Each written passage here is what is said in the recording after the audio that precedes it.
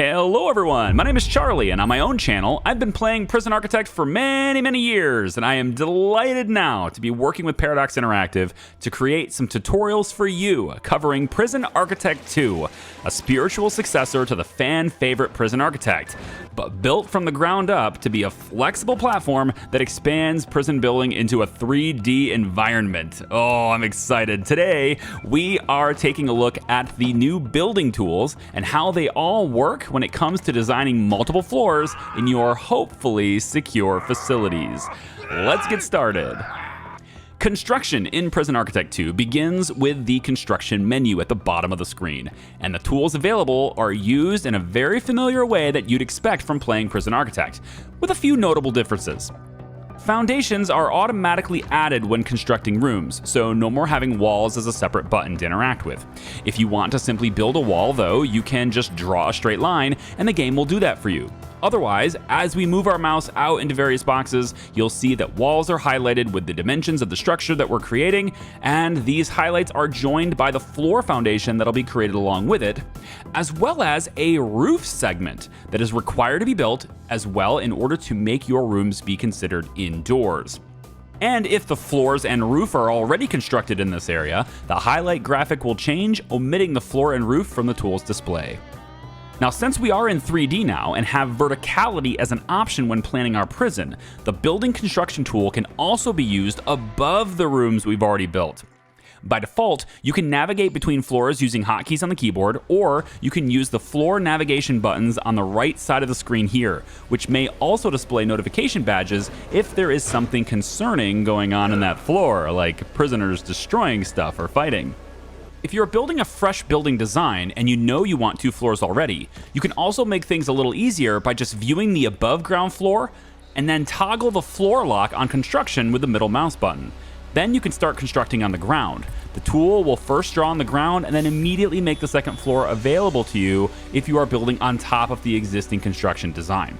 Middle mouse button again to toggle the floor lock on construction if you want. But remember, to build above the ground floor, your workforce must be able to reach it, and that means stairs. But it also means that the roof of the ground floor has to be getting built as well, so that they have a floor to stand on when they're making the second. Roof segments take a lot of time from your workers, so don't expect large construction projects to be fast unless you hire more people to help out.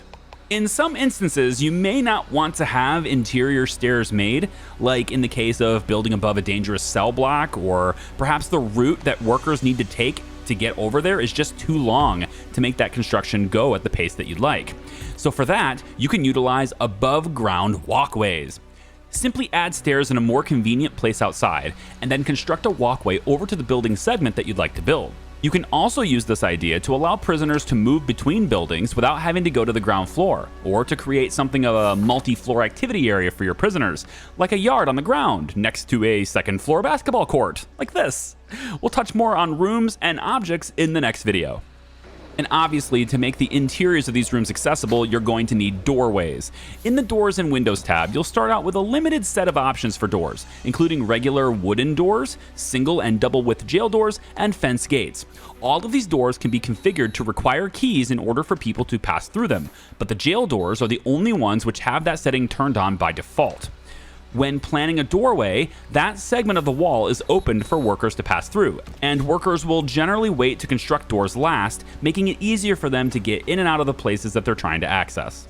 You'll also find window options in here, which not only come with an aesthetic preference, but also are used to help satisfy a prisoner's freedom need, which is a very important need to manage. We'll be looking at prisoner needs together in a later video as well.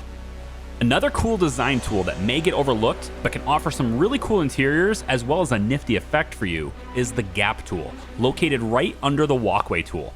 While the walkway is great for letting people walk above the ground and still see what's below them, it only works outdoors, since the conditions for it to function aren't often found indoors. But we can change that with the gap tool. This tool will allow you to remove entire sections of flooring from the above ground floor, allowing those on the second floor to now see the floor below. This can also allow you to have those really tall ceilings in a room, if you want that for some reason. This can be a great way to build a sort of catwalk for your guards, or to just style it so that prisoners can banter back and forth between floors like you sometimes see in the movies. This isn't just for looks, because your guards do have a conical vision of the floor below them and can respond to events that happen below as well. They can even shoot down from the high ground, which is precisely how the conceptual guard tower exists now. Rather than as a placed object, we now use the walkways and this tool to create our own guard towers strategically and in whatever capacity and size that we want. Use high ground and walkways and station your snipers up top. Lastly, but definitely not least, let's take a look at a crucial part of smooth prison design: utilities. Yep, power and water. Now, back in the construction menu and inside the utility tab this time, you'll see the familiar power station and water pump station. These provide power and water to your prison and will scale to a pretty large size facility before needing another. After placing them anywhere you wish, you'll then need to run electrical cables and pipes from them out to the various objects that require what they offer. When something requires power but doesn't have it, you'll see this power symbol appear above the object, and it will not be functional until the power is provided. The same thing is true with objects requiring water, except it's this symbol here instead. Now, electrical cables act just like they did in the original Prison Architect, hooking up objects to power within an area of effect. But unlike the original game, in Prison Architect 2, water pipes act the same way. No longer do you need to run pipes to tag up on individual items.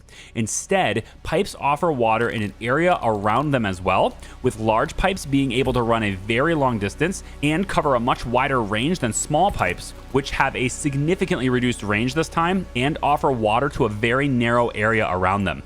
Another difference is that only the large pipes are available to the player initially, with small pipes being locked behind the water delivery unlock in the second tier of the infrastructure research.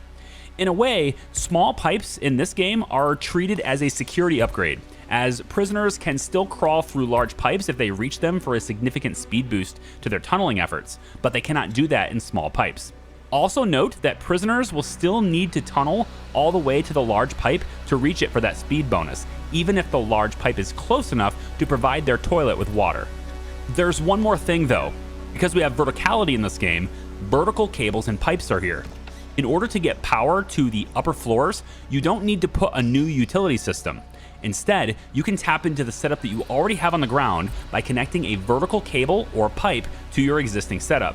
Now, on the upper floor, you can then continue to spread your grid just as you did before, with the vertical pipe as your upper floor's connection point. And of course, if you ever need to remove a power cable or pipe, the same Remove Pipes and Cables button is here where we remove all utilities. But in Prison Architect 2, you can simply right-click drag with the pipe or electrical tool selected, and it will mark only that type of utility to tear down. So now if you're like me and you like to stack pipes and cables on top of each other, that's how you remove only one of them without tearing down both setups. Later on, you'll also have access to a fuse box, which acts very similarly to switches in the previous game, allowing you to turn power on and off in given areas to give you a bit more control over your power flow in your prison. Oh, and if you have a design that you really like, check out the clone tool here in the construction menu.